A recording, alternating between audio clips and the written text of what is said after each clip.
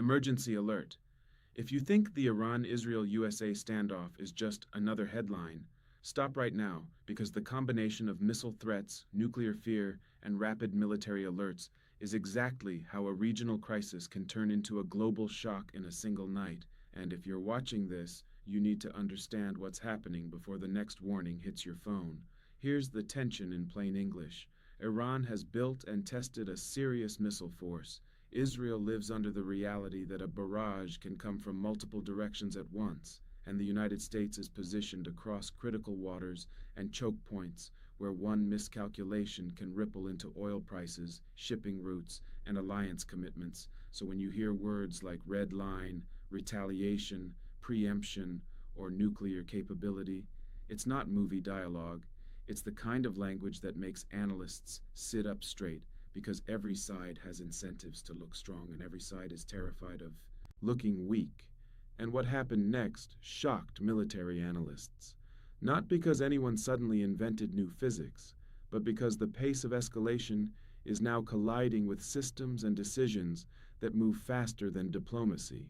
Iran's ballistic missile capability includes medium-range systems, with reported ranges around 2,000 kilometers, meaning major regional targets can fall within reach depending on launch location. And one widely cited example is the Khorramshahr missile family, described as a road-mobile, liquid-fueled ballistic missile with a reported range of roughly 2,000 kilometers, with reporting also noting variants or configurations discussed at higher ranges. So when people say long-range threat, they're not guessing. They're pointing to the reality that distance is no longer the barrier it once was. Now put yourself in Israel's position for a second. This is where the emotional temperature spikes, because Israel's security doctrine is built around the idea that you cannot wait for the worst day to arrive. You have to prevent it, and the country has invested in layered missile defense, specifically because the threat is not one rocket. It's volume, speed, and saturation. Iron Dome is designed for short-range rockets and calculates which projectiles threaten populated areas. David's Sling is aimed at longer-range rockets, cruise missiles, and certain ballistic threats at greater distances, and Arrow systems are designed for higher altitude, longer-range ballistic missile interception, including interception outside the atmosphere. So when you see footage of interceptors in the sky, that's not a shield. It's a set of separate layers that each have limits, costs, and timing windows. Here's what most people don't realize. Missile defense does not mean nothing gets through. It means you're trying to stop enough of them, fast enough, accurately enough, before one strike forces a political decision that leaders can't walk back. And that's why even a partially intercepted attack can still be strategically successful if it creates panic, damages a key site, or triggers an overreaction. And then the U.S. angle, because this is where the world starts to hold its breath. The United States isn't just watching from a distance. U.S. Naval Forces Central Command and the U.S. Fifth Fleet operate across the Arabian Gulf, the Red Sea, the Gulf of Oman, and nearby waters tied to some of the most strategically sensitive choke points on Earth. And that means heightened alerts aren't just symbolic, they're operational. Ships, aircraft, radars, and partners are already in a posture where seconds matter, and one misread radar track can become a chain reaction of decisions. But the most dangerous development came hours later in scenarios like this, when warnings stop being vague and become specific, because the real nightmare isn't a missile exists, it's a missile crosses a line. What if a strike hits critical infrastructure? What if a missile lands near a base? What if an interceptor fails and leaders feel they must restore deterrence immediately? What if a strike is misattributed in the fog of war? What if a cyber disruption makes it look like more launches are coming than actually are? Could this trigger a broader conflict? And if so, how quickly could it widen? And this is where nuclear fear enters the room, not as a guarantee, but as a shadow that changes behavior. Nuclear escalation risk isn't only about a weapon being used, it's also about leaders acting more aggressively, because they believe the other side is nearing a threshold, or because they want to signal they're willing to go farther than anyone expects. Intelligence sources revealed something even more alarming in the broader public debate. The nuclear question is fueled by verified reporting about enrichment levels and stockpiles.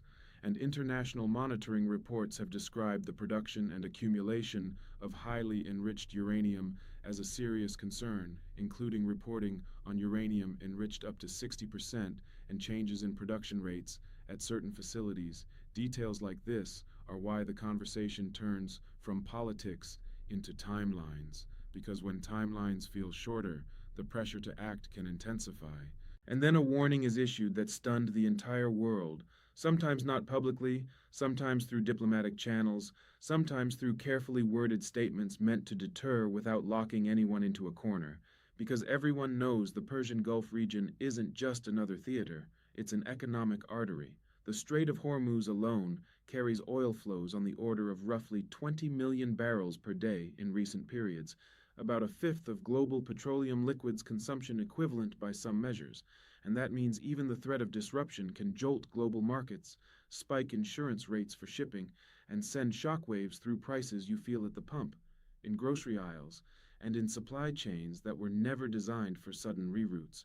And this is where it gets serious, because when markets panic, leaders feel domestic pressure, and domestic pressure can shorten the time they're willing to wait for diplomacy to work. Now picture the escalation ladder, like a staircase covered in gasoline.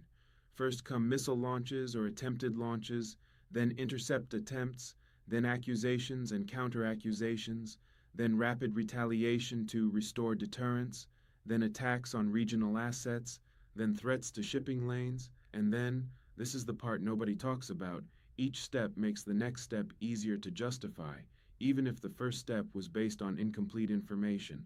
You might be thinking, okay, but are we actually on the edge of a nuclear confrontation? And the responsible answer is this: nuclear conflict is still the least likely outcome, because the cost would be catastrophic, and leaders understand that. But the risk is not zero, precisely because the systems involved, missiles, air defenses, naval forces, intelligence assessments, and political survival, can push decision makers into corners where the rational choice narrows to a set of terrible options. And that's why analysts watch not just what is said, but what is moved, what ships reposition, what alerts rise, what evacuation notices change, what diplomatic channels heat up, what air defenses are reinforced, what red lines are repeated, and what language shifts from warning to commitment. If a missile crosses a red line, what happens next? Does Israel strike back immediately? Does the U.S. intervene directly or expand defensive operations? Do regional partners get pulled in? Do non-state actors see an opening? Do oil flows tighten? Do markets tumble? Do cyber attacks hit infrastructure? Do airlines reroute? Do ports slow? Do alliances harden? And right now, the only thing standing between high tension and uncontrolled chain reaction is a mix of deterrence, back-channel communication, and leaders resisting the urge to turn fear into irreversible action. So here's the reflection I want to leave you with, because this is bigger than a single headline. The missile and nuclear conversation is terrifying, not because it guarantees apocalypse, but because it forces governments to think in minutes instead of months. And when the world moves that fast, mistakes become historical events. The question now is whether diplomacy can still outrun momentum, whether leaders can step back from maximalist language, whether verification and communication can reduce miscalculation, and whether global powers can keep deterrence from turning into a self-fulfilling prophecy, because the most dangerous wars are the ones nobody planned, and the most irreversible. Tragedies are the ones that started as signaling. This video is for news reporting, analysis, and educational purposes only, and it is not intended to promote violence or spread misinformation. Always rely on verified official statements and credible reporting as situations develop. Source, source, source, source, source.